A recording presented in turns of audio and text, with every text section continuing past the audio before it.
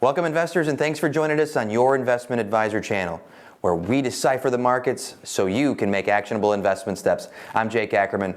U.S. Treasury is set to borrow $1 trillion, not for the year, just for the quarter. Inflation data comes in. Some comes in a little higher than expected, some comes in as expected, but hey, guess what? Inflation continues to rise, just at a slower pace. Let's dive right into it and see what it means for your money. All right, first thing I want to put up on your screen here is U.S. Treasury expects to borrow $1.0007 trillion in privately held net marketable debt. What's that mean? They're going to borrow a bunch of money from the banks. And what's the ramifications of them borrowing a bunch of money from the banks? A few, but twofold. Let's start with the top two. Number one is the banks are going to have less money to lend to consumers, to give credit, to buy houses, to buy cars, to get business loans, to pay off other consumer debt, to consolidate debt. And so that means credit is going to be harder to get because the government's taking all the credit the banks usually lend to consumers. What does that mean for the U.S. government? That they're going to have more spending power. That could lead to more inflationary pressures because the government has more money to spend. Or number two, and this is more down the road, because they have more money to spend right now, they could spend it being inflationary, and then later down the road, they don't have that money to spend anymore, therefore leading to more deflationary pressures. But this would be a deflationary event later down the road, or we don't want it to take place. That means asset prices come down. Things really start to slow down if we have that deflationary event. So that's something to really watch out for. Now let's move on to the inflation data that we just got. We got some inflation data, two inflationary data points. Number one, let me put it up on your board here. This was your CPI data. Consumer Price Index and core CPI, core Consumer Price Index, released on Thursday at 8:30 a.m. Your Consumer Price Index is all of your inflation data, your houses, your cars, your food, your energy. That's the Consumer Price Index, and the core is excluding food and energy.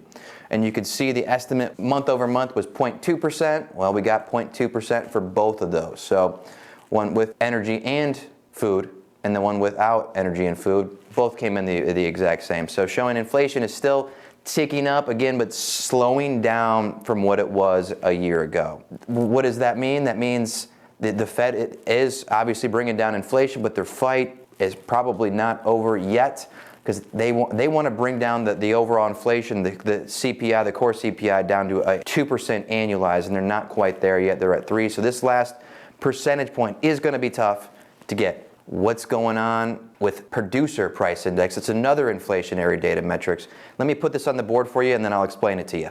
So the Producer Price Index, the consensus month over month was 0.2%, and then we got 0.3% for both Producer Price Index and core Producer Price Index. So what is the Producer Price Index, and what does it do to consumers? So this means that producers are paying more for their goods, paying more for their goods to manufacture their goods, and then what they do is they sell those manufactured goods to consumers. And if they're paying more money, they can absolutely put the cost of the materials onto the consumer, therefore bringing back up inflation. Producers pay, and then they can put the prices on the consumers. Now, they don't have to. We'd see in 2021, the Producer Price Index was very high, and it took months and months before we seen it translate to the Consumer Price Index, what the consumers were paying. So that means that producers can eat the costs. They can eat the costs, but they've been pushing these costs onto the consumers consistently over the last year and a half. So they absolutely, since it's ticking back up, they can push it on there, and then we're going to see that into the data later. And the only way to stop that is, again, for the Fed to keep raising interest rates and keep that monetary policy tight. So why do we think that they were probably going to push that on to the consumers? We'll take a look right here. What are energy prices doing? And energy prices, even though excluded in their core Consumer Price Index, it's in everything. I mean, it's in your diesel engines, it's in your travel to work, it's in your manufacturing businesses, it's in your petroleum products, and petroleum is everywhere. So look at the prices of crude oil over a 1 month time frame. It's up 10.92%.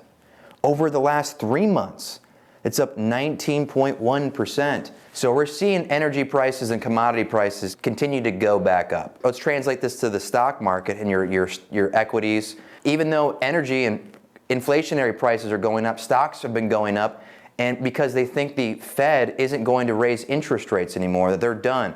So they're on just different mindsets. They're on different wavelengths of what's going to take place. You see the stock market's been rising, energy prices are starting to tick back up, meaning the Fed is going to tighten interest rates, thereby putting pressure on stocks. And then we could take a look at, and I have something I always point out every week. My favorite types of investors are the institutional investors that trade in the bond market, not because they're my absolute best friends, but because they can give us a clear picture of what's going on with the institutions and the folks that have all the money, the CEOs.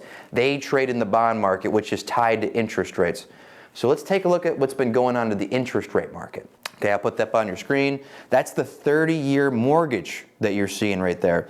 And that's since June. And as you can see over this last couple months here, that interest rates have been ticking back up. So you have interest rates ticking back, going up. That means bond prices are coming down because they're on this seesaw. You keep it in your mind as seesaw, interest rates go up, bond prices go down. Bond prices go up, interest rates go down. So bond prices and stocks are a lot of times correlated, meaning they go in the same direction. If bond prices are going up, stocks are going up. Vice versa, bond prices are going down, stocks are going down with them. Now we're having something that's opposite is taking place right now. Stocks are going up. Bonds have been coming down. Who are the more sophisticated, your smart money traders?